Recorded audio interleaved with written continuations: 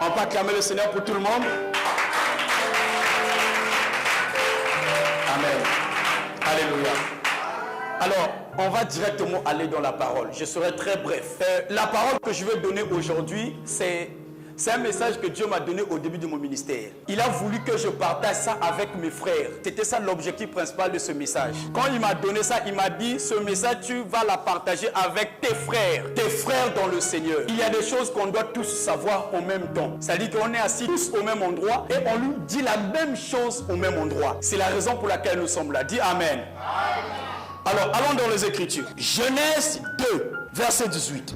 Quelqu'un dit là, ça c'est le mariage. Genèse 2, verset, on peut se lever, s'il vous plaît. Rapidement, tu as ta Bible. Genèse 2, nous lirons le verset 18. 1, 2, 3, go. L'Éternel dit, il n'est pas bon que l'homme soit seul. Je lui ferai une aide semblable. Amen. Asseyez-vous. Voilà. Mon message s'intitule « Activer la puissance des alliés de la destinée ». Je commence le message en disant ceci. Il n'y a aucune destinée isolée. Il n'y en a pas. Il n'y a aucune destinée isolée. Dieu ne t'a pas créé pour être seul, quelque part, enfoui quelque part, dans un quartier quelconque, ou dans une école comme ça. Dieu ne nous a pas créés pour être seul, mais Dieu avec des alliés. Tu vas bien comprendre. Il dit là-bas, il n'est pas bon que l'homme soit seul. Dieu n'a pas dit que je lui ferai une femme. Non. Le nom de la femme, c'est Adam qui l'a dit. Dieu n'a jamais appelé femme. Non. Il a dit une aide semblable. Et il dit, je lui ferai une aide semblable. Donc chacun de nous ici, sur la terre, nous avons été créés avec des gens, avec des personnes qui doivent nous accompagner dans nos destinées. Regarde, si tu ne rencontres pas les personnes de la destinée, ta destinée ne peut pas aller loin. Tu vas comprendre. Regarde, quelqu'un me comprend. Donc, c'est pour dire quoi? Que Dieu nous a créés avec des alliés. Et c'est quoi un allié? Un allié peut être un ennemi. Dis-moi amen. Voilà. Un allié peut être un ennemi. Un allié, c'est la deuxième personne de toi-même. Regarde.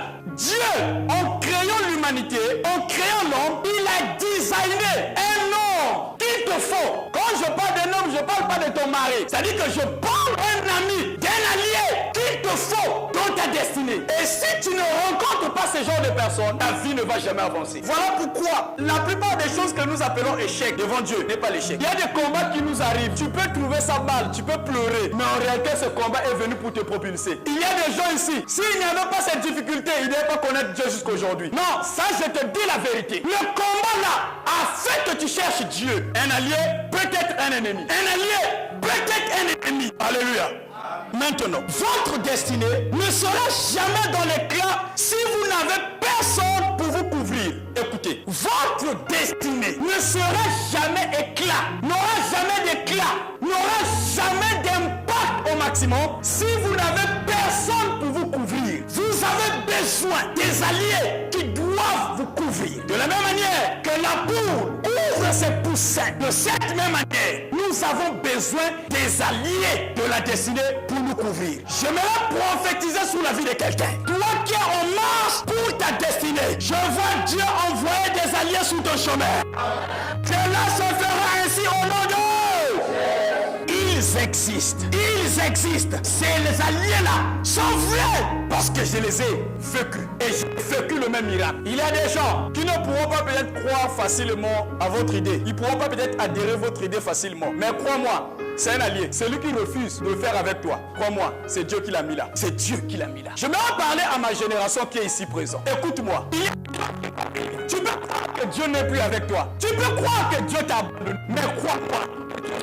Regarde, Joseph pouvait dire que je suis maudit. C'est pas normal. Mes propres frères vont me jeter dans une sterne. Ce n'est pas normal. Mais crois-moi que ces frères faisaient partie des alliés de la destinée. Vous avez besoin de ces personnes. Et vous avez besoin de croire qu'il y a des alliés que Dieu a mis sur votre chemin. Et quelle que soit l'heure à laquelle tu vis, quels que soient les temps difficiles que tu passes, ces alliés-là sortiront au nom de Jésus. Je parle ici de la puissance des alliés. Pourquoi je parle de la puissance des alliés? Parce que, au fait, vous vous rendez compte que Dieu a mis les alliés sur votre chemin. Vous allez vous rendre compte que vous allez, apparemment, c'est comme si une autre vitesse va s'ajouter à votre manière de faire, ou à votre manière de marcher, à votre manière de vivre. Vous allez vous rendre compte, c'est comme si on avait ajouté quelque chose dans votre vie. Je ne sais pas si vous n'avez pas encore remarqué ça, mais il y a des gens, quand vous les rencontrez, depuis que vous les avez connus, vous avez l'impression qu'on dirait qu'ils sont venus pour booster seulement vos vies. Tu priais 5 minutes, aujourd'hui, tu n'arrives plus à prier 5 minutes. C'est de 1 heure, 2 heures, c'est de 3 heures, 4 heures. Et tu vérifies bien grâce à un allié que le Seigneur a mis sur ton chemin. Et dans notre obéissance, la force pour l'accomplissement de la destinée est dans l'obéissance. Beaucoup, ils ont rejeté, ils ont fait fuir leur allié de la destinée par manque d'obéissance. Tu rencontres quelqu'un, un ami vient auprès de toi, tu n'étudies pas, tu ne te rends pas compte pourquoi il est là. Il n'y a pas d'études. Et à cause de manque d'obéissance à la voix de Dieu, cela fait tarder ta destinée. Mais je le prophétise ce soir, quel que soit le retard que tu as pris, ce soit une autre vitesse s'ajoute dans ta vie.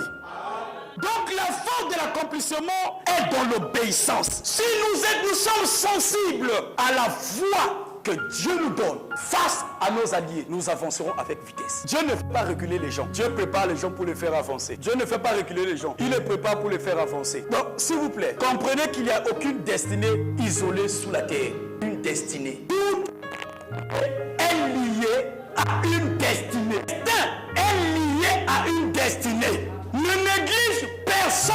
Parce que la Bible dit, je lui ferai une Ève semblable. Dieu pouvait envoyer un homme à la place de Ève. Et cet homme-là pouvait aider Adam à cultiver la terre. N'est-ce pas? Non, vous êtes d'accord avec moi? Cet homme-là pouvait l'aider. Nous avons toujours besoin des alliés de la destinée. Voyez le Seigneur dans Luc 5. Alors il arrive, il veut prêcher l'évangile. Et il arrive dans une ville où il ne connaît personne. Bon, maintenant, il a besoin de prêcher. Il arrive vers un jeune homme qui revenait de la pêche. Il le voit, il dit, mon cher, est-ce que vous l'avez utilisé à Nanyangé? Ka pirogue angé. Vous quand même 10 minutes. Moi, dans ma prédication, moi 10 minutes après que je me mais oh, Luta, est-ce que tu vois l'action qui s'est faite là? Pierre est devenu un allié de la destinée de Jésus. Par quoi? Par l'obéissance. Dieu, dans mes 1 année de ministère, la seule chose que j'ai compris jusqu'à aujourd'hui, c'est que Dieu est souvent dans les petites choses qu'on néglige. La chose que tu vois là, tu négliges ça. C'est faible. Dieu ne peut pas apparaître dans ça. Mais il était dans ça. Au fait, il était dans ça. Il voulait monter vraiment sur le pirogue là. Et donc il est monté.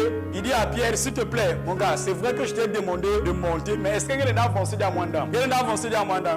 Ok, c'est bon, gars, avancé. Il avance. Et le gars a fait le travail. Il a prêché comme il fallait. Quand il a prêché, comme la parole ne sort pas en vain, il y a eu un miracle. Comprenez ceci. Dieu mettra toujours les gens sur vos chemins. Quelle que soit la forme de ces personnes, soit la de ces personnes. Croyez en Dieu pour ces gens-là. Donc, il n'y a aucune destinée isolée. Maintenant, Jésus va naître. Il fallait qu'il arrive pour mourir pour nous. Ça, c'était normal, c'est évident. Dieu doit venir nous sauver. Ça, c'est obligatoire. On a besoin de ce salut-là. On en a vraiment besoin. Il faut qu'il arrive. Maintenant, il dit, la Bible déclare que le ciel appartient à l'Éternel, mais la terre, il a donné au Fils des hommes. Finalement, donc, la terre, c'est à l'homme. Donc, Dieu n'a pas le droit de descendre sous la terre pour venir faire quoi que ce soit. Sinon, il va violer la loi qu'il a établie lui-même. Parce que la terre, il a laissé aux hommes. Les cieux, il peut rester là-bas. Mais la terre, il y a Bissot et son compte. Maintenant, lui, il va venir nous sauver. Or, il descend directement sous la terre. Il a violé le territoire. Parce que ça ne lui appartient pas. Dieu est esprit. Et la terre n'est pas pour les esprits. La terre, c'est pour les humains. Maintenant, il s'est dit, il faut quand même que j'arrive pour sauver le peuple là. Il dit quoi? Il me faut. Il n'avait rien à faire. Elle gardait son corps. Peut-être pour pouvoir trouver un jour Joseph pour le faire plaisir. Et voilà que il vient, il rentre dans le corps de Marie. Sinon, toi tu crois que Dieu, rien ne manquait à Dieu pour descendre directement sur la terre. Pourquoi il est passé par Marie? C'est pour nous montrer qu'il n'y a rien que tu puisses faire toi-même si tu t'attaches pas aux autres. Regarde, voilà, mon église, j'ai bâti mon église. Tu n'as rien compris. Zéro, c'est zéro, c'est zéro. C'est que quand tu me vois me lever ici là, je prêche. Crois-moi, il y a des hommes et des femmes derrière moi. Oh, ça je t'assure, ils sont là.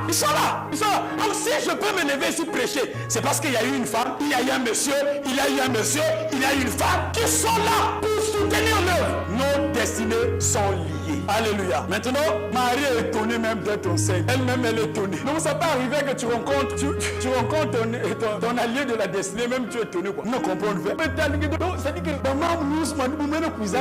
je réfléchis plus comme tu n'as jamais remarqué ça. Il y a des gens où tu ne forces pas. Quand vous communiquez comme ça, tu as l'impression qu'il a dit, c'est lui qui te révèle tout. Quoi. Oh mon Dieu, que tu rencontres des personnes comme ça. Maintenant Marie, maintenant l'ami de Marie a dit, Marie, c'est sûr que c'est sûr que les gens disent non, maman. Donc quand elle expliquait, les gens trouvaient ça toujours bizarre. Voilà pourquoi quand elle explique ta vie, les gens trouvent toujours bizarre. Tu sais, si les gens ne trouvent pas bizarre ta vie, c'est que ta destinée n'est pas éclatante. Regarde, il y a des choses quand tu dois rencontrer, c'est les gens doivent dire, oh, quand tu as quand tu as tenu ma il y a compliqué. Alléluia! Alléluia!